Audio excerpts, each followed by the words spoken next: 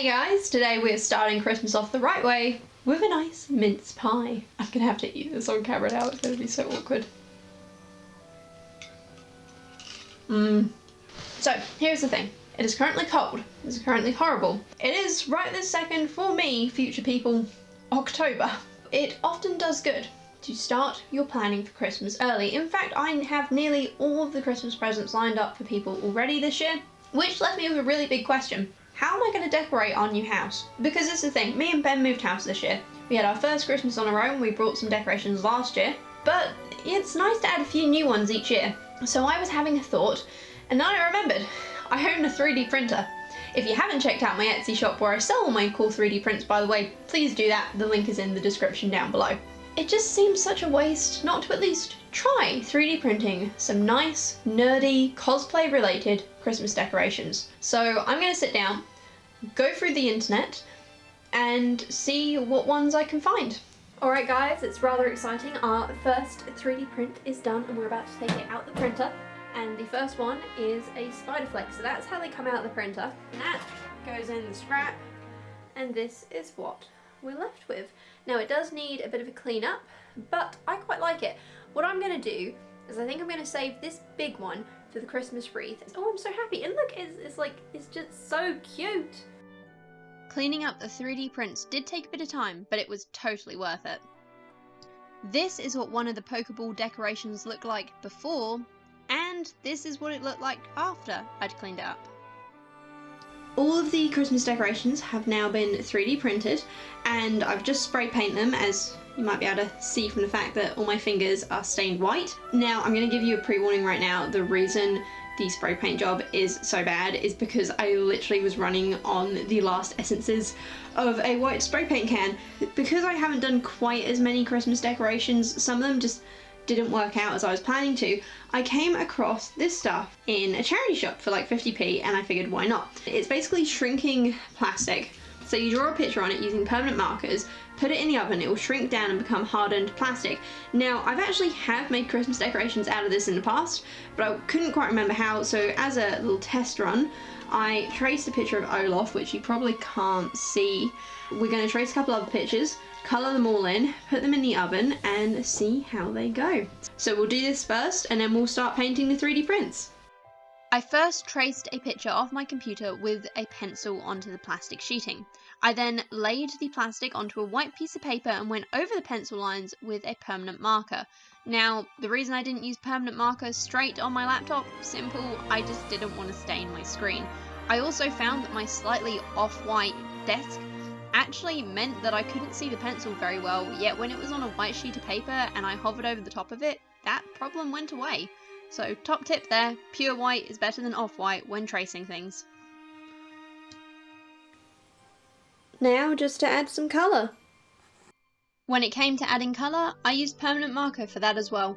So these are the finished images all coloured in. We're going to go downstairs, put them in the oven, and see what they look like when they're done.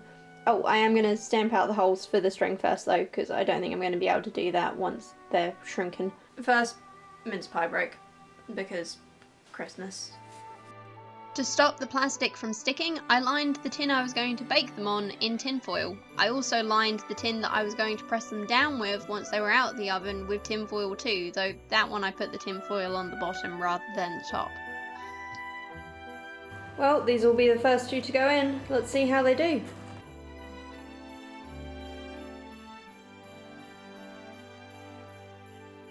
When they came out of the oven, I immediately put the spare baking tray directly on top of them, keeping it held down until they cooled to stop them from curling up. Once they were cool, we had hard plastic Christmas decorations, the cutest ones ever and drawn by me. So all of these came out really amazing. I'm super happy with them. We've just got to add some ribbon, but for now, let's go on to the 3D prints. I just got a really good camera angle for the stuff and I can't be bothered to move it to film me talking, so we're just going to do it like this. I'm not planning on being super accurate to, especially the Pokeballs, to the colours that they actually are in the TV show. This is Christmas, they need to be Christmassy, so red, green and blue are probably the orders of the day, and we'll see how we go. Wish me luck! The first colour I used was white, and actually I really liked this white.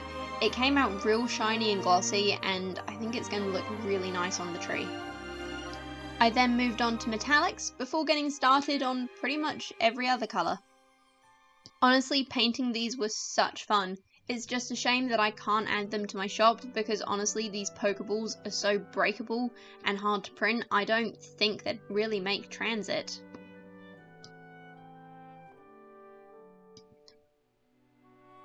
I literally spent all day and hours of my life painting these, and 110% it was worth it. I can't wait to hang them up.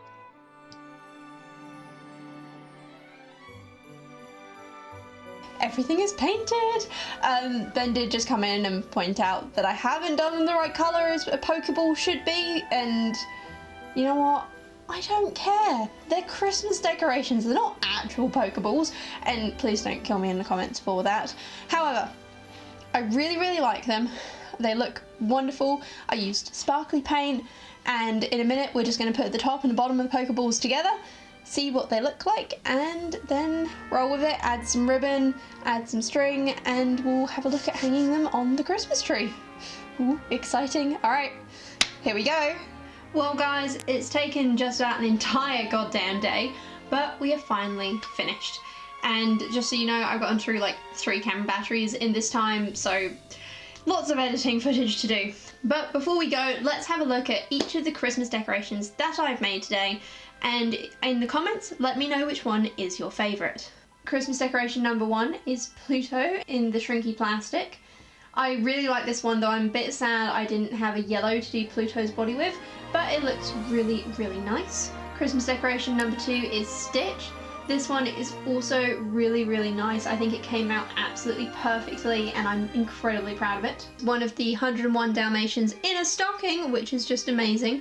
Again, this one came out absolutely gorgeous and I cannot wait to hang it on my tree. Olaf, again, I'm a bit sad I didn't have a white permanent marker to colour him in, or orange for his nose, which is why it's green, but I think it looks pretty good anyway. Christmas decoration number 5 is Minnie Mouse with candy canes. I love her green dress, her little red bow, and all the candy canes that she seems to be eating. Again, one of my favourite ones. These shrink ones came out so much better than I was ever hoping, and 110% I want to get more of this stuff and do this again. And my favourite of the shrinky Christmas decorations is Mickey Mouse. I did some experimentation here with shading using the different permanent markers that I had, and I cannot tell you guys how pleased I am with how this has come out. The next Christmas decoration we have is the Jurassic Park logo. This one again came out really nice. I used a gold for the border and silver for the dinosaur to make them kind of look a little bit different, and I'm really pleased that this just looks so glittery, sparkly, and actually like a Christmas decoration. The next decoration we have is the Stark logo from Winterfell saying winter is coming. Again, I did a bronzy style border, white for the logo and silver for the wolf. The last of the logos we have is Star Trek. I actually really love this one. I think it just came out so nicely. And again, I used different sparkly paints to make it look a little bit more festive. Hey Shirley Beth, what do you think of my Christmas decorations? Oh, you purring. Sherlock is just looking at the decorations to give his opinion. On to the Pokeballs. To be honest, I kind of regret using yellow on this Pokeball, but it doesn't look terrible. The next Pokeball is the very festive looking green and red one I have here. The next Pokeball is this one. I used bronze paint, white. Again, I went round with the black just to highlight that centre portion, and I love how Christmassy and festive this looks, even with a little love heart. The next Pokeball we have is this one. I actually used a dark blue for the centre of this one, and I'm really glad because it makes it stand out. I love the peacock style pattern on the top. Honestly, at this point, I'm sure you guys can guess I know nothing about Pokemon, but I think this one looks pretty darn cool. The next two are my favourite Pokeballs, and we have this one. Now this is the only one that actually features a bit of a pattern on the bottom, and I'm really pleased that I decided to do both the sides in white and the base in a shiny gold. The red on the top does make it easily recognisable as a Pokeball, but I think it looks pretty damn good as a Christmas decoration bauble as well. The last Pokeball, and my favourite, is this one. Not a lot of detail in this one, but I love the 3 white stripes and the little gold pattern on the top, and the red on the sides, which again make it easily recognisable. To be honest, I'm never going to make these again.